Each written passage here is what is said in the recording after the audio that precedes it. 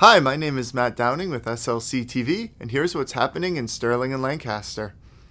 The annual Bolton Fair will take place August 9th to August 11th at the Bolton Fairgrounds in Lancaster. Be aware of increased traffic on 117 during that weekend. The Cluster Truck Food Festival will take place at Kalon Farms, 339 Seven Bridge Road, Lancaster, on August 24th from noon to 6 p.m. Food trucks from around the state will be set up, offering different delights. The Sterling American Legion Post 189 will have a regular meeting on August 5th at 6:30 p.m. in the Legion Hall at 32 School Street. I'm Lex Thomas from Sterling-Lancaster Community Television on this gorgeous summer day. It is just beautiful out there, isn't it, Marin? I'm here at the Thayer Memorial Library in Lancaster with the new Youth Services Librarian, Marin Caulfield. Welcome, Marin, both to an interview and also to the community and to the library. First of all, tell me a little bit about yourself. How have you come into youth services for libraries? I've been working in a library setting for about 3 years now, and I was really interested in youth services in particular when my son was born.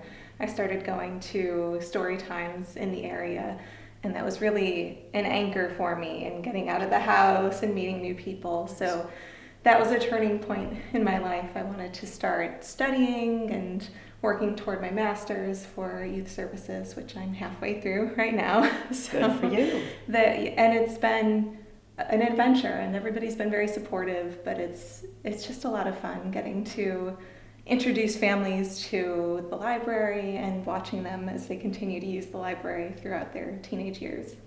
You know, it's interesting what you're saying, because I think especially for users of the youth library, this is not only for children, but it's also for the parents, and it gives them some inspiration as well. Now, my son is now 26 years old and 6'3", but I do remember when he was a newborn and just, looking for these things to do and things that we could enjoy as a family. And it's really never too young to start, is it not, when it comes to a library? And I know there are a lot of wonderful programs here. You've got summer reading. What do you want to talk about insofar as programs that are available? Well, you mentioned that it's never too young, which is great, and we're starting a baby story time actually this July on Saturdays. So we're starting at 0 up to 24 months, and that is in conjunction with our regular story time, which is for the 2 to 5 crowd, but anybody's really welcome to that. For summer reading, we have a Universe of Stories. That's the theme this year, and we have some programming centered around that. We have a mime coming. He's the first mime on the moon. That's in conjunction with the 50th anniversary of the moon landing. Yep. Mm-hmm. So, and we have an end of the year party with the ventriloquist and some other programs sprinkled in, like family movie nights and reading to a therapy dog. So we're hoping to get a lot of activities that will speak to everybody in the community.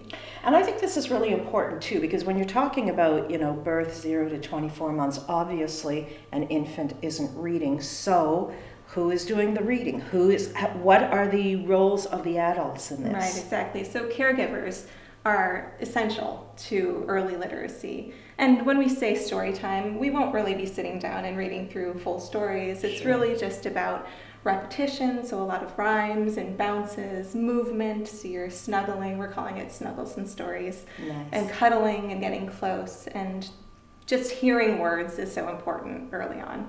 Now, when you're talking about repetitions as well, and I'm sure that as a young mother, you have this experience. I remember sitting through, I don't know how many times I read a particular story or saw a particular movie just because that was what he wanted to do over and over and over again. But that really serves an important purpose, doesn't it? It does. It can be frustrating as a caregiver to have to hear the same story over and over again, but it is very important for word development and understanding and language in general. So if your child is bringing a book to you every night, it can get kind of boring for you, but it's really a great thing overall. And it's very important for them. It is. Yes, yeah. Now, I realize that it's a little early to be talking about back to school and fall, although it'll be upon us before we know it. But do you have anything right now in process for the fall? Right now, I'm just working through the rest of summer reading, and I'm getting to the point where I can start to think ahead to the fall.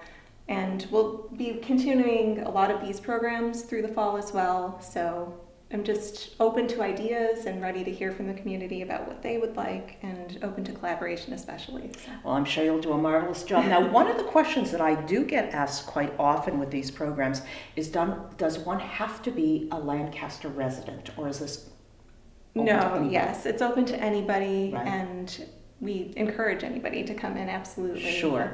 Yeah, That's a hallmark of libraries. absolutely.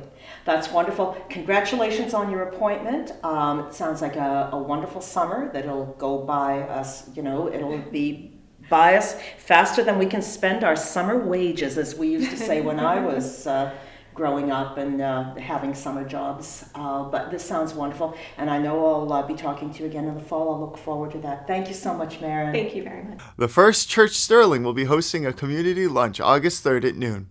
All are welcome. No cost and no reservations required. For more information, call the church at 978-422-6657. The Sterling Senior Center will be hosting a foot clinic August 8th and 22nd. This is by appointment only. To schedule an appointment, call the center at 978-422-3032. The Sterling Senior Center will be hosting its third annual Classic Car Show on August 15th from 5:30 p.m. to 7:30 p.m. Admissions free and food will be available. The Sterling Recreation Department would like to remind you that the summer concerts at the gazebo are still happening on Mondays and Wednesdays throughout the summer. I'm Matt Downing, and that's what's happening.